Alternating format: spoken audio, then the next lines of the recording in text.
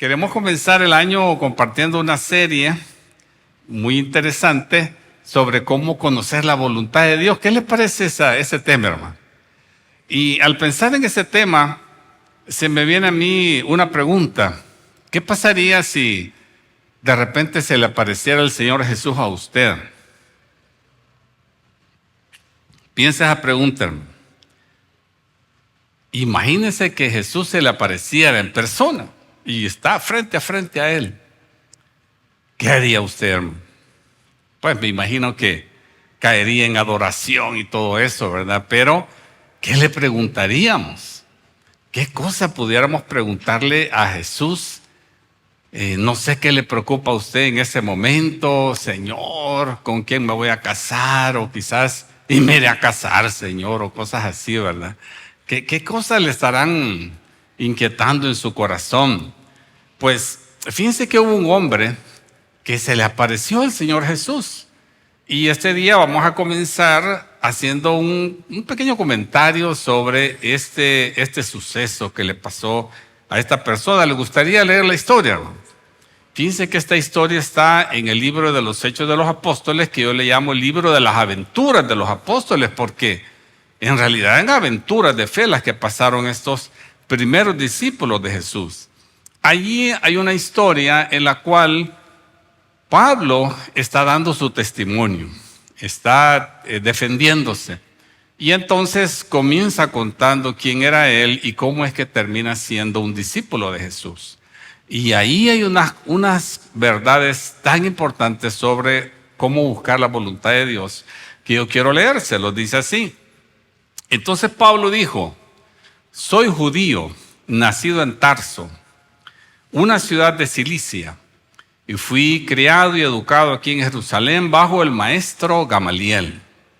Como estudiante de él, fui cuidadosamente entrenado en nuestras leyes y costumbres judías. Llegué a tener un gran celo de honrar a Dios en todo lo que hacía, tal como todos ustedes hoy. Estaba defendiéndose delante de los líderes judíos. Perseguía a los seguidores del camino. Qué bonito nombre para los discípulos, los seguidores del camino, los primeros cristianos. Acosando a algunos hasta la muerte, y arresté tanto a hombres como a mujeres para arrojarlos en la cárcel. El sumo sacerdote y todo el consejo de ancianos pueden dar fe de que esto es cierto, pues recibí cartas de ellos, dirigidas a nuestros hermanos judíos en Damasco, las cuales me autorizaban a encadenar a los seguidores del camino de esa ciudad y traerlos a Jerusalén para que fueran castigados. Cuando iba de camino, ya cerca de Damasco, como al mediodía, de repente una intensa luz del cielo brilló alrededor de mí. Caí al suelo y oí una voz que me decía: Saulo, Saulo, ¿por qué me persigues? ¿Quién eres, Señor?, pregunté. Y la voz contestó: yo soy Jesús de Nazaret, a quien tú persigues. La gente que iba conmigo vio la luz, pero no entendió la voz que me hablaba. Y yo pregunté: ¿qué debo hacer, Señor? Y el Señor me dijo: levántate y entra en Damasco, ahí se te dirá todo lo que debes hacer. Bueno, miren, este hombre aprovechó el encuentro con Jesús para hacerle dos preguntas. ¿Cuáles fueron esas dos preguntas? La primera fue: ¿quién eres, Señor? Y la segunda fue: ¿qué debo hacer? Esas son las preguntas correctas cuando usted está delante de Dios, pensando que usted quiere honrar a Dios, como decía Pablo. Es importante notar que esta es una observación importante. ¿Cómo es que este hombre dice que había sido educado en la fe judía? Ustedes, como no somos judíos, no nos imaginamos, hermano, lo que eso significa. Desde niño, memorizar las escrituras. A la adolescencia ya se habían memorizado capítulos enteros, y Pablo, siendo un hombre muy capaz, lo habían seleccionado para que llegara a ser un rabino judío. Entonces era súper inteligente. Algunos de ellos memorizaban 5 libros de la Biblia, desde Génesis, Éxodo, Levítico, Números, Deuteronomio. Se los memorizaban, lo que ellos le llamaban la Torá. Entonces, ¿cómo es que este hombre que había memorizado la Biblia, lo habían educado en una fe de guardar mandamientos, de honrar a Dios? ¿Cómo es que este hombre, al parecer, no conocía a Dios? Al Dios de cuyas escrituras él se había memorizado. ¿No les parece curioso esto, hermano? Un hombre religioso, bien capacitado, que había memorizado la Biblia, pero realmente era un hombre sinceramente equivocado. ¿No les parece, hermano? Un hombre sinceramente equivocado. Su manera de interpretar la Biblia le llevaba a hacer cosas que realmente no eran la voluntad de Dios, como por ejemplo matar. Él estaba dispuesto a matar a la gente que no pensaba como él. Estaba odiando tanto a los que no pensaban como él hasta el punto de agredirlos y matarlos. Eso no es la voluntad de Dios. ¿O creen que es la voluntad de Dios eso, hermano? Eso no es la voluntad de Dios. Pero eso es bien importante, hermano. Y aquí es una cosa que nosotros debemos vernos en el espejo. Tener mucho cuidado que no nos vayamos a convertir en gente religiosa, que aparentamos, que memorizamos, que citamos la Biblia, pero ya a la hora de las decisiones importantes, pues no pareciera que conocemos a Dios. Y eso es la cosa. Pablo en algún momento escribe que habrá gente, dice, que tendrán apariencia de piedad, pero negarán la eficacia de la piedad. O sea, se van a memorizar la Biblia, van a ser muy astutos, pero ya a la hora en su vida privada no van a honrar a Dios. Así es que, qué importante, ¿verdad? Esta observación. Un hombre religioso que no conocía a Dios. Por eso pregunta, ¿y quién eres tú, Señor? Esa es una de las primeras cosas que debemos de pasar si queremos conocer a Dios, es preguntar, es conocerlo. Entonces aquí está este hombre frente al Señor Jesús y después de comprender que no lo conoce, hace la pregunta, ¿qué debo hacer? ¿No les gustaría a ustedes hacerles la pregunta al Señor? Claro que a todos, y Señor, ¿y qué debería hacer? Ahora, esta pregunta es mucho más de preguntar si debes seguir estudiando o si debieras dedicarte al negocio. Es más que si debieras empezar una relación romántica, si deberías tener hijos. Es mucho más que preguntarle al Señor, Señor, ¿de qué país debería viajar este año? ¿Qué carro comprar? ¿A dónde vivir? La pregunta más bien tiene que ver con ¿qué quieres, Señor, que yo haga para vivir en tu voluntad? ¿Sí o no, hermanos? Esa debería ser nuestra pregunta. Porque si tú vives en la voluntad de Dios, hermanos, ¿cómo es que dice el Señor Jesús? Busca primero el reino de Dios y todo lo demás, todo lo que yo he mencionado, tu vida económica, romántica, tus placeres, tu salud. Si tú estás viviendo honrando a Dios, todo eso viene alineado para bendecir tu vida.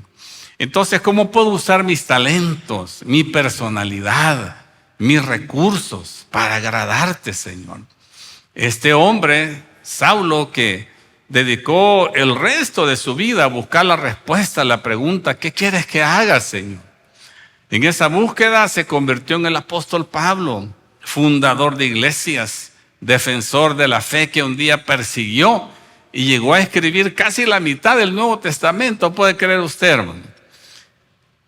Por cierto, si usted no sabía, la Biblia está dividida en dos partes. Una se llama Antiguo Testamento y la otra, Nuevo Testamento. El Antiguo Testamento tiene 39 libros. El Nuevo Testamento tiene 27 libros. Aquí le estoy haciendo el examen, hermano. Y de esos 27 libros del Nuevo Testamento, Pablo escribió 13. Eran cartas a sus discípulos. Los discípulos que vivían en Roma, 2 cartas a los corintios, a los que vivían en Galacia, a los efesios, a los filipenses, a los colosenses, 2 cartas a los tesalonicenses, 2 cartas a su discípulo Timoteo, 1 carta a Tito y la última carta a su discípulo Filemón. 13 libros. Y se tiene la duda si él escribió Hebreos. Si le damos Hebreos, se pasa de la mitad de los 27 libros. Entonces, imagínense este hombre que Dios preparó desde niño para ser un hombre con una tremenda capacidad intelectual, porque Él lo iba a usar. Toda su personalidad, sus talentos, sus recursos, su conocimiento, su capacitación profesional, la usó Dios para que nosotros tuviéramos el Nuevo Testamento. ¿No les parece eso increíble, hermano?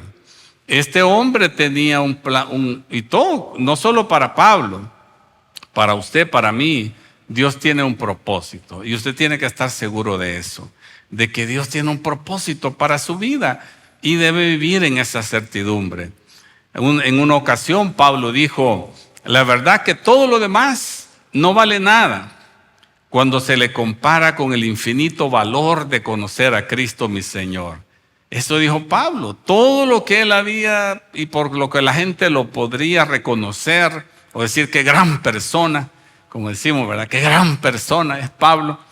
No, todo eso para mí no tiene ningún valor. Por amor a Él he desechado todo lo demás y lo considero basura a fin de ganar a Cristo, les escribía a los discípulos en la ciudad de Filipos. Entonces, para conocer la voluntad de Dios tienes que conocer al Dios verdadero. Tienes que conocer a ese Dios. Si tú quieres saber la voluntad de tu papá, tienes que conocer a tu papá, relacionarte con él y preguntarle a tu papá, ¿verdad? ¿Qué es lo que quieres que yo haga? Y tu papá te va a decir.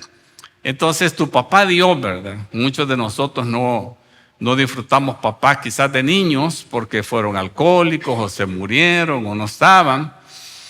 Bueno, debes saber que tienes un Padre Celestial, amén. Tú tienes un Padre Celestial, Él te ama y Él está pendiente de ti. Entonces debes procurar conocerlo. Pero ¿qué significa esto de conocer a Dios? Pues Dios, en primer lugar, es el Dios del universo que ha creado todas las cosas. Y dice Pablo en Romanos que Él se manifiesta en las cosas creadas. Entonces es el primer conocimiento de Dios que tenemos, es todo lo que Él ha hecho, la creación que nos incluye a nosotros también, y entender que Él es el que está detrás de toda la historia de la humanidad, hermanos. Esa comprensión de que Dios se revela a la humanidad es lo primero que debemos de tener. Por eso yo les insisto mucho que hay que disfrutar la naturaleza, ir a tanto lugar bonito que tenemos aquí cerca, el Parque Bicentenario, lugares donde puedes ir a la montaña y todo eso, pero disfruta la naturaleza porque allí está Dios. O sea, está Dios presente en su creación, pues porque es lo que dice Pablo en Romanos.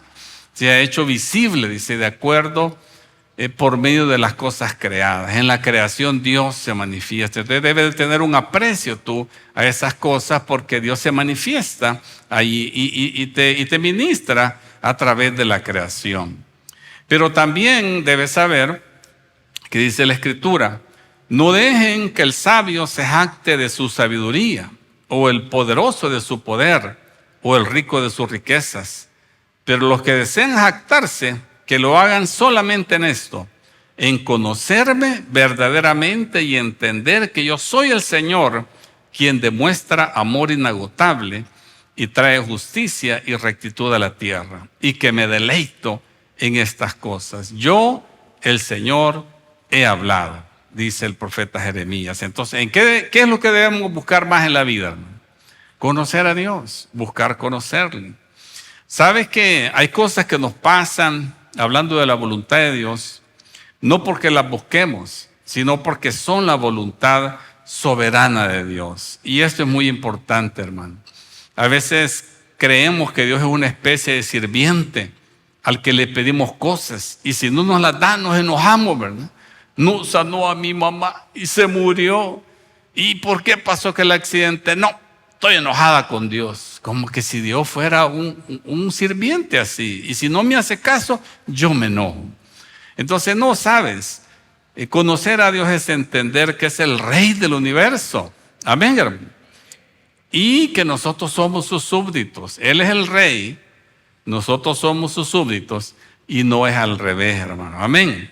Esa es una cosa importante. Ahí ya estás conociendo a Dios y cambia tu actitud, te haces más humilde y ese es el efecto del conocimiento de Dios. El carácter de Dios va viniendo a tu vida. Entonces es bien importante, hermano, conocer a Dios por medio de las Escrituras. Cuando yo digo las Escrituras, es otra manera de hablar de la Biblia. Es otra manera de decir la Biblia. Es muy importante saber qué es lo que a Dios le parece bueno y qué es lo que a Él le parece mal. Quiero felicitar a los hermanos que se han unido al plan de lectura bíblica para leerla en un año. Y bien bonito esa aplicación que se llama YouVersion, porque les mandé la invitación y ahí veo bastantes hermanos que ya se apuntaron. Los felicito. Los que ya tienen experiencia hasta están comentando y yo les hago comentarios también. Entonces los felicito, hermanos, porque leer la Biblia te cambia la vida, ¿sí o no, hermano? Leer la Biblia te cambia la vida. Las personas que leen la Biblia van comprendiendo qué es lo bueno y qué es lo malo. Todo eso nos dice cómo es Dios. Y sabes, hermano, muchas veces no sabes cuál es la voluntad de Dios porque no leemos la Biblia. Eso es todo, ¿verdad? ¿Y qué hacemos algunos? En lugar de leer la Biblia, vamos a buscar quién nos diga el futuro. Hasta famosas se han hecho algunas, entre comillas, profetas, ¿verdad? Que van la gente a pedirles que les hablen del futuro. Antes, que no eran evangélicos, iban donde los brujos, ¿verdad? Y ahora que son evangélicos, van donde los profetas a que les digan el futuro. Tienen miedo, ¿verdad? Y eso no es bíblico, hermano. Si tú quieres que Dios te hable, como decía el doctor John MacArthur, hermano, si usted quiere que Dios le hable, lea la Biblia. ¿Quiere que Dios le hable en voz alta? Lea la Biblia en voz alta, decía. Realmente la Biblia es la palabra de Dios.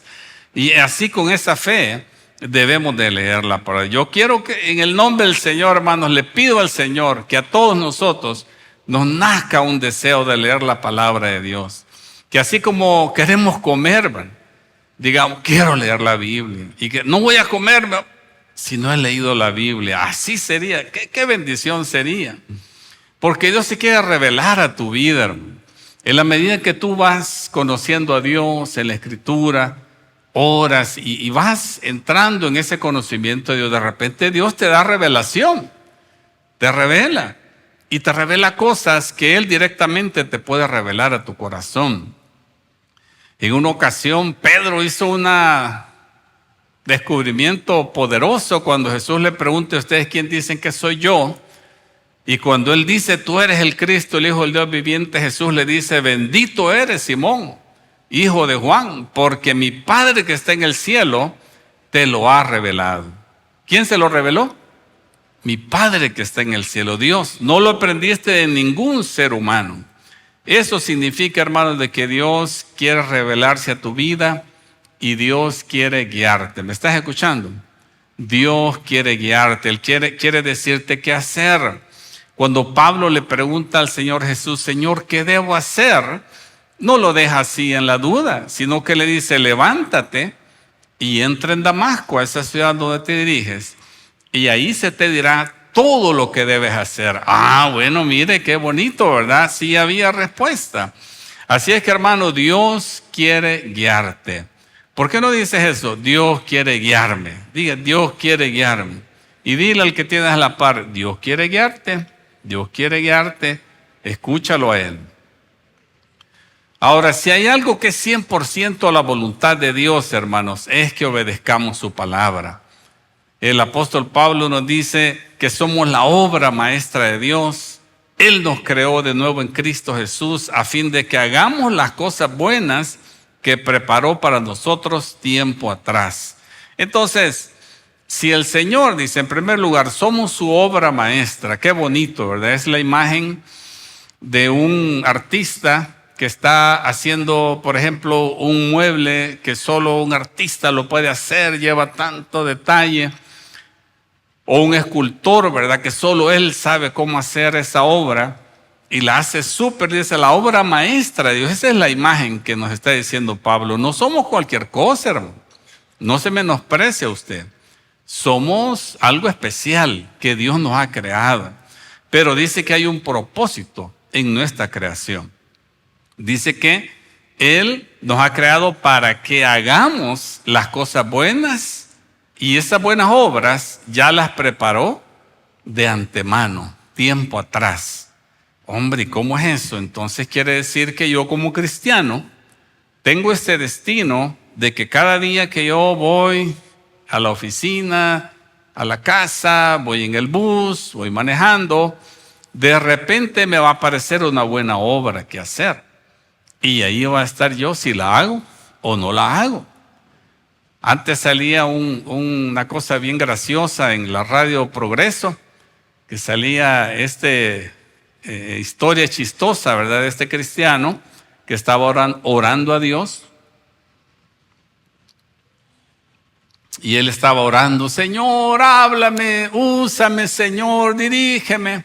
Y le tocaban la puerta: mira, fulano, ahí está Juan, que lo acaban de echar de la casa y dice que si puede venirse para acá. No, ese Juan es un cochino, no lo quiero tener aquí en mi casa. Y seguía orando: Señor, úsame, háblame, Señor. Y ahí tocándole a la puerta la buena obra. ¿Y qué quería él? Quizás quería que Dios le dijera, así como Pablo, ¿verdad?, en alta voz las cosas. No, hermanos, las cosas buenas se nos van a cruzar así. Y ahí hasta en nosotros si las hacemos o no las hacemos. Es un ejercicio de fe que tú respondas, y debes responder con el amor de Dios. Porque el amor de Dios es algo que nos lleva a nosotros a sufrir, a esforzarnos, a entrar en molestia. Alguien necesita, no tiene camisa, darle la mía, y eso me transforma a mí. No sé quién le va a tocar eso esta semana, hermano. Voy a poner cerca de ustedes. Me cuenta un amigo pastor en los Estados Unidos que tenía un hijo adolescente que estaba bien rebelde, bien tremendo el muchacho, y lo convenció que fuera un viaje misionero de los que hacen las iglesias norteamericanas, de enviar a los jóvenes a un país pobre durante una semana, 15 días, para hacer alguna obra social. Y se fue el muchacho y el papá se quedó pensando ver cómo le va a ir a este muchacho.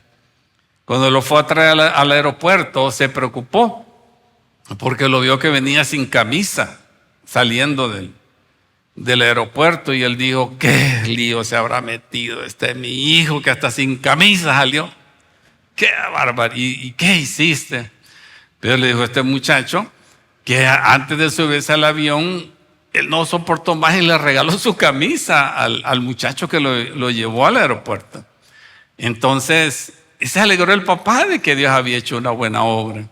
Cuando él me estaba comentando ese testimonio, parte del testimonio era que su hijo ahora era pastor. Imagínense, aquel muchacho tremendo, rebelde, ahora era pastor. Entonces, lo que yo quiero decirle, hermano, es que estas buenas obras que Dios te va a poner, desde ahora que yo te estoy abriendo los ojos, tienen un propósito. Y el propósito es formar a Cristo en tu vida. Formar a Cristo en tu vida. Y ten tranquilidad. Aunque al principio se vea complicado, debes tener la fe de que Dios te está dirigiendo.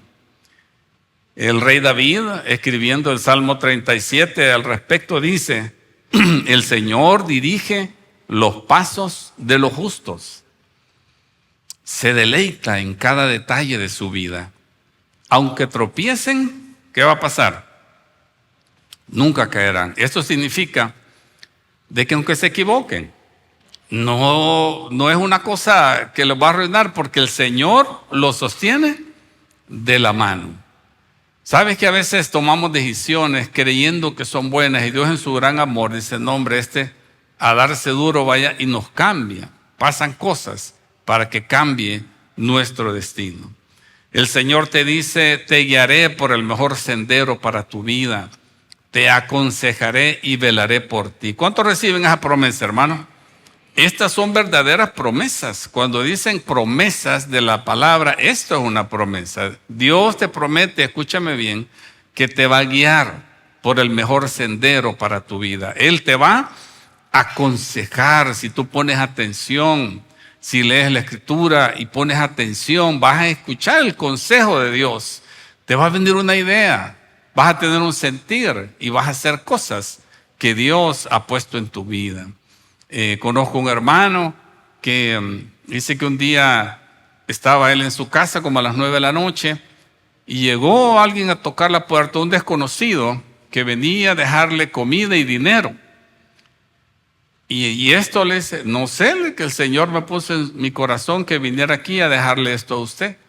Y el hermano dice que el hacer cuentas era exactamente lo que a él le hacía falta para pagar el alquiler la casa, porque la casa estaba pagando él, la cuota del pago de su casa. Exactamente eso le mandó el Señor. Mi hermano Ramón me estaba diciendo, yo tengo que andar más cerca de él, porque si de repente la gente se saca dinero así, le da, dice. Allí tengo que estar yo, ¿verdad? Cerca de mi hermano. Pero es que sabe que Dios es increíble, ¿verdad? Uno va caminando en su voluntad y de repente pasan cosas. Y a veces Dios te usa a ti y a veces eres recipiente de esa bendición. La guía de Dios para nuestras vidas, escuchen bien, hermano, es una promesa que debemos de creer. La guía de Dios para tu vida es una promesa. Debes de abrir tu corazón y tu mente. ¿Sabes cuando me siento, dice el Salmo, sabes, Señor, cuándo me siento y cuándo me levanto? Dios está pendiente de ti, hermano. Conoces mis pensamientos, aun cuando me encuentro lejos. Me ves cuando viajo y cuando descanso en casa. Sabes todo lo que hago, dice el Salmo 139. Hermano, Dios está pendiente de ti. Dice que hasta los cabellos de tu cabeza están contados. O sea, nada pasa sin que Dios se dé cuenta. Te debes estar tranquilo. Hasta cuando te pasan cosas terribles, hermano, Dios está ahí. Job perdió todo en un día. Dejó de ser papá, dueño de propiedades, dejó de ser amo de esclavos, todo, dejó todo lo que él decía mío, lo perdió en un día. Pero él dijo, Jehová dio, Jehová quitó.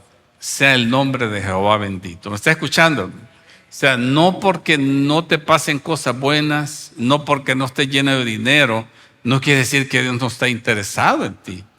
A veces son procesos que nosotros tenemos.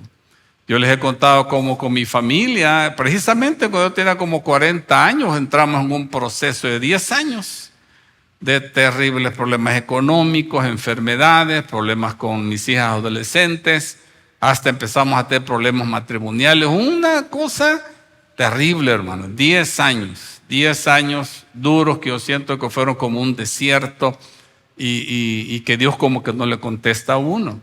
Usted dirá, uy, yo solo un año llevo de prueba, el hermano pasó 10. Sabe que es algo duro, hermano, por eso 10, ¿verdad? A usted ya le va a responder el Señor. No, pero debe saber, hermano, que cuando la vida se pone difícil, la pregunta no es por qué me pasan estas cosas. La pregunta correcta es, ¿qué me quieres enseñar, Señor? ¿Qué parte de mi carácter? Yo quiero pasar esta prueba rapidito, Señor, dime que tengo que cambiar. Porque cuando tú apruebas algo así, una prueba tan difícil, la promesa es que vas a tener una promoción en tu vida. Entonces, mira, ¿qué llevamos hoy para la casa? ¿Qué es lo que yo quisiera que tuviéramos como una aplicación de vida? En primer lugar, hermano, yo quiero que tú te hagas esa pregunta que a Pablo le tocó hacerse. ¿Y realmente conozco a Dios yo? Realmente Dios yo lo siento como mi papá, así cercano. Realmente Dios, una persona, porque Dios es una persona, no es una cosa, no es un poder, ¿verdad?, que anda por ahí como de electricidad, no. Dios es una persona. Y realmente yo lo siento así. Le hablo a Él y puedo sentir que Él me contesta. ¿Quién es Jesús para mí? Para conocer a Dios tienes que empezar por ahí. Igual que Pablo. Él estaba sinceramente equivocado siendo un religioso. Y llegó al punto en que él se encontró con Jesucristo. Ese es el momento que todos necesitamos, encontrarnos con Jesús, porque esa es la entrada al reino de Dios. Así comenzamos a cambiar, cuando nos encontramos con Jesús. Entonces es la pregunta cuando yo te digo, ¿conoces realmente a Dios? Debes comenzar encontrándote con Jesús. Y este encuentro con Jesús significa que tú reconoces que sin Él no puedes. Tú reconoces que sin Jesús no puedes seguir la vida igual. Te arrepientes también, sientes dolor por no haberlo tomado en cuenta en tus decisiones y no le has honrado, no has vivido honrándole a Él. Entonces viene un arrepentimiento en tu vida y ahí dice la Escritura que viene un nuevo nacimiento. Cuando tú abres tu corazón y le dices a Jesús, Jesús, por favor, entra en mi vida, que la palabra de Dios dice que Él quiere morar en ti. Y Él envía al Espíritu Santo y sucede un milagro. ¿Sabes? Un milagro bien tremendo que se llama el nuevo nacimiento. Porque antes de conocer a Jesús vivíamos en enemistad con Dios. Y por eso es que Dios envía a su Hijo Jesucristo para resolver ese problema de enemistad que nosotros los seres humanos teníamos con Dios. No podíamos encontrar esa amistad con Dios, ese contacto con Dios. Entonces Él envía a Jesucristo. Dios toma la iniciativa y Él dice que nos busca y envía a su Hijo Jesús para que podamos tener comunión con Él. Jesucristo es ese puente, es ese sacerdote que hace el puente entre Dios y el hombre. Pero tú necesitas a Jesús en tu vida. Es la única manera que tú vas a poder conocer a Dios. Cuando te encuentras con Jesús, le invitas a tu vida y te arrepientes. Ese es el primer paso. Si no lo has hecho, hoy es un buen día para que lo hagas. Entonces, si conoces a Dios, te vas pareciendo a Él. Vas tomando decisiones de acuerdo a su voluntad. Si tú lees la Biblia por primera vez, es mejor que leas los evangelios, ¿verdad? Y después leas el Antiguo Testamento. Y en los evangelios tú vas encontrando las palabras de Jesús, que Él va diciendo qué cosas. Habla de perdonar a los enemigos, habla de no afanarnos, habla de cuántas cosas. Dice en un momento, sean perfectos, así como vuestro Padre que está en los cielos es perfecto. Entonces, conocer a Dios es irnos pareciendo a Él, paso a paso. Escuchen bien, hermano, es irnos pareciendo a Él. No quiere decir que conoces a Jesús y ¡pum! Ya no peco, ya no me vienen malos pensamientos. No, hermano, te estás comenzando apenas. Has entrado, estás capacitado para entrar al reino de Dios y empezar a dar pasos en el reino de Dios. Congregarte, muy bien. Dar la obra, servir, son cosas importantes en el reino de Dios. Buscar a otros hermanos que están en la misma lucha que uno para seguir adelante es parte del reino de Dios. Y otra cosa que yo quiero que hagas hoy, hermanos, es que tú aceptes la guía de Dios en tu vida. Pero tiene que haber humildad, hermano. Tiene que haber disposición y humildad para hacer la voluntad de Dios. Tienes tú que realmente disponerte y no seguir haciendo tu voluntad. Por ahí había un señor que dice que cuando se perdía en el camino, tomaba él un palito, dice, y estaban los dos caminos, y le decía, vaya, voy a tirar el palito, y donde caiga el palito, en esa dirección voy a ir. Pero decía, a veces tengo que tirar 6 veces el palito para que caiga en el camino que yo quiero ir. Así nos pasa a nosotros, ¿verdad? Que le preguntamos a Dios, sea cuál es tu voluntad, pero no queremos hacer su voluntad. Queremos hacer nuestra voluntad.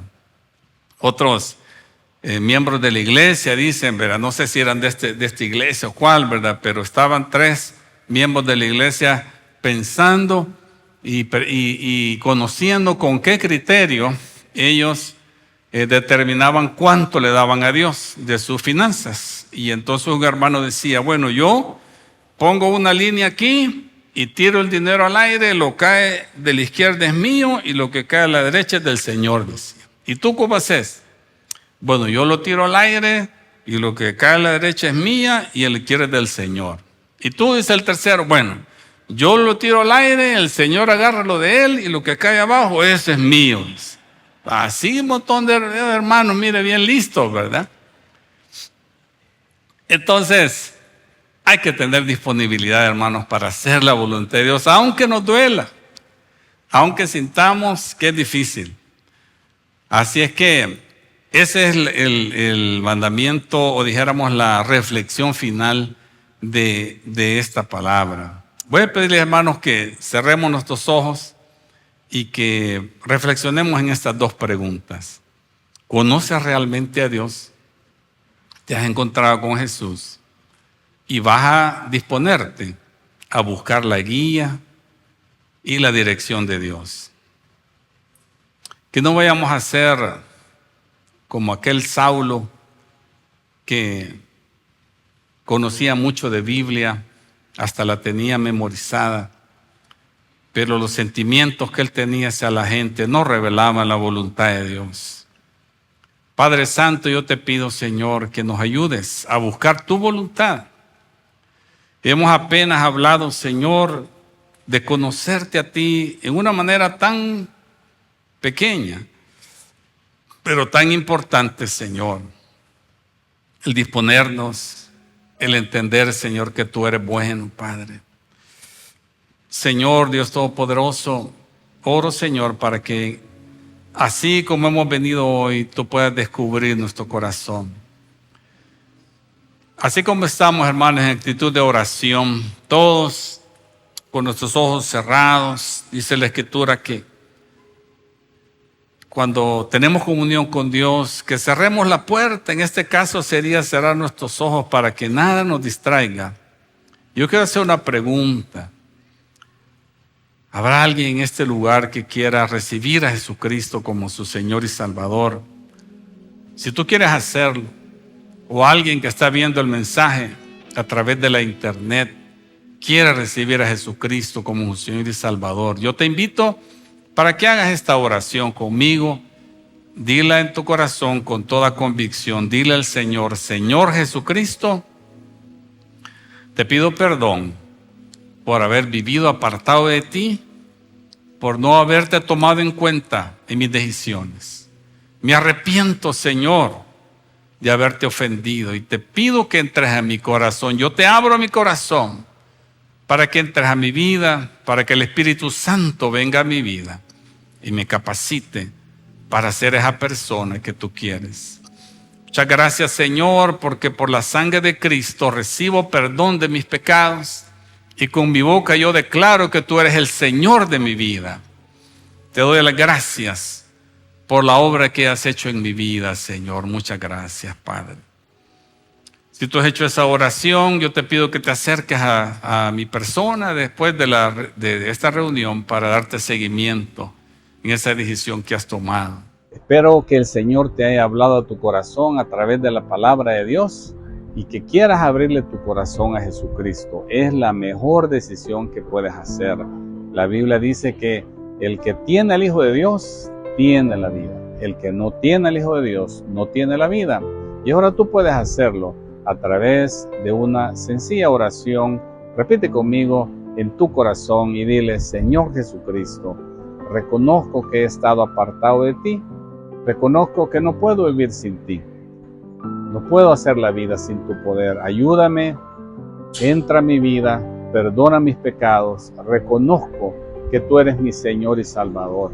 Te quiero dar las gracias por tu sacrificio en la cruz y porque ahora vives en mi vida. Gracias, Señor Jesús. En tu nombre, amén. Ahora hay que seguir adelante, a buscar una iglesia donde congregarse, o si quieres congregarte con nosotros, para que des los pasos iniciales a través del proceso, dijiste que sí. Te esperamos.